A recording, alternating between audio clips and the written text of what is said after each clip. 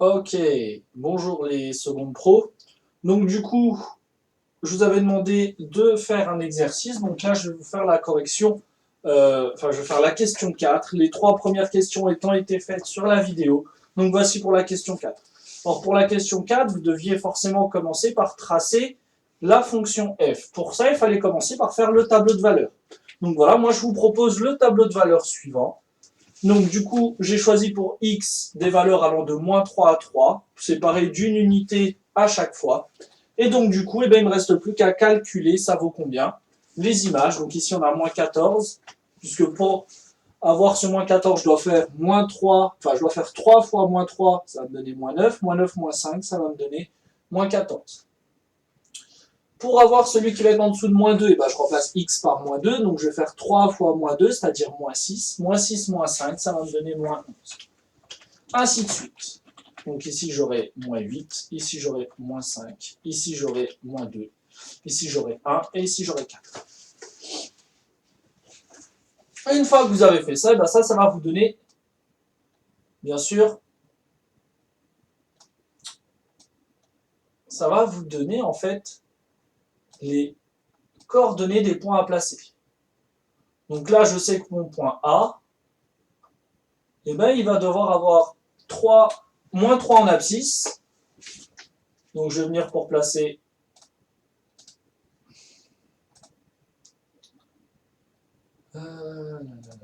voilà. Je vais avoir le point A à placer. Donc il a moins 3 en abscisse et il a moins 14 en ordonnée.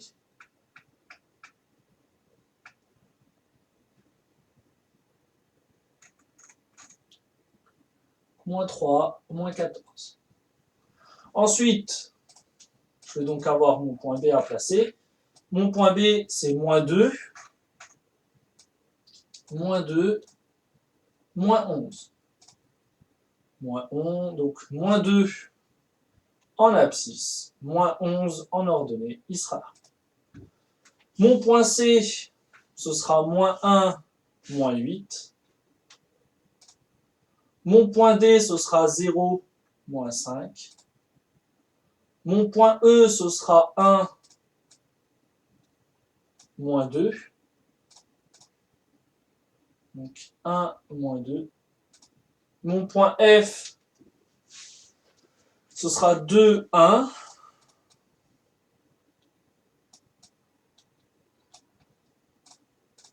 Deux, 1. Et mon point G, ça va être 2, j'en oubliais 1. 0, 1. Bon, bref. Et mon point G, ce sera du coup 3, 4. 3 et 4. Ensuite, j'ai plus qu'à les relier. Et il se trouve que tous mes points sont alignés. Ça forme une seule droite. Normalement, c'est ce que vous avez dû avoir. Vous avez dû avoir ça. Donc ça, j'en ai plus besoin. Ok, c'est pas grave.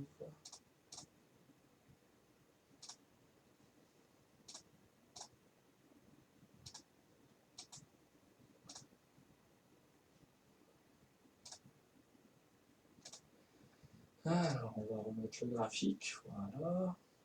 Et donc, c'est ça que j'ai plus besoin. Donc, du coup, maintenant, on a ça. C'est bien notre fonction f. C'est notre fonction de formule 3x-5. Maintenant, on va pouvoir répondre à aux 4 questions précédentes. Donc, la première, c'était il fallait trouver l'image de 2 par la fonction f. Donc, pour trouver l'image d'un point, on démarre sur l'axe des abscisses et on va devoir arriver sur l'axe des ordonnées. Donc j'y vais. Je démarre sur l'axe des abscisses au niveau de 2. Je rejoins la courbe.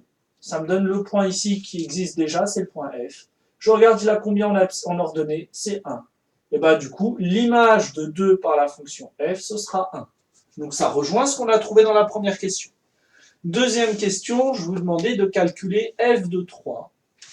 Calculer f de 3, ça revient à chercher l'image de 3 par la fonction f. Donc je cherche l'image de 3 par la fonction f. Donc si je dois trouver une image, il va falloir que je termine sur l'axe des ordonnées. Si je termine sur l'axe des ordonnées, ça veut dire que je démarre sur l'axe des abscisses. Donc je démarre à quel endroit sur l'axe des abscisses? Au niveau de 3, puisque c'est l'image de 3 que je dois chercher. Je me mets au niveau de 3, je rejoins la représentation graphique. Ça me donne un point ici qui existe déjà, c'est le point G. Et ben je regarde son ordonnée. Et son ordonnée, ici c'est 4. Donc l'image de 3 par la fonction f, ce sera 4. Je regarde, c'est bien ce que j'ai trouvé dans la question. La question 3, ici, on vous demandait de trouver l'antécédent de 4. C'est ça, l'antécédent de 4 par la fonction f. Alors, quand vous voulez trouver un antécédent, vous allez devoir arriver sur l'axe des abscisses, parce que l'axe des abscisses, c'est l'axe des antécédents. Donc, si vous voulez trouver un antécédent, forcément, vous devez terminer sur l'axe des antécédents, c'est-à-dire l'axe des abscisses. Si je dois terminer sur l'axe des abscisses, eh ben, ça veut dire que je ne commence pas sur cet axe-là, je vais commencer sur l'autre axe. Et je vais me placer à quel endroit? Je vais me placer au niveau de 4. Pourquoi? Parce qu'on me demande l'antécédent de 4. Donc, je me place à cet endroit-là, je rejoins la droite, c'est encore mon point G, et je vois que l'antécédent de 4 par la fonction f, eh ben c'est 3. On vérifie, on a bien la même chose par le calcul. Dernière question, je vous demandais de trouver x tel que f de x égale 10. Ça veut dire quoi? Ça veut dire trouver l'antécédent de 10 par la fonction f. Donc, je dois trouver l'antécédent. Si je dois trouver un antécédent, on sait qu'on va démarrer sur l'axe des ordonnées pour terminer sur l'axe des abscisses. Donc je me place au niveau de l'axe des ordonnées, je me place au niveau de 10. Je rejoins la courbe, ça me donne un point. Donc ici, le point ici, c'est le point H. Ce point H là, je vais regarder son abscisse, c'est combien? C'est 5. Et l'antécédent de 10 par la fonction f, c'est 5. C'est bien ce qu'on a trouvé par le calcul dans la question 4. Donc voilà graphiquement comment on peut répondre aux questions. Donc normalement, vous devez être à l'aise maintenant sur trouver une image, trouver un antécédent graphiquement et ou par le calcul. Là, je vous ai fait la partie graphique sur cette vidéo-là. Sur la vidéo précédente, on a corrigé l'exercice. Normalement, du coup, vous devez être à même de faire tous les exercices où on vous demande de trouver des images, des antécédents, de calculer des images et des antécédents. Donc voilà, c'est la fin de cette toute petite vidéo pour la correction graphique. Et donc du coup, je vous dis au revoir.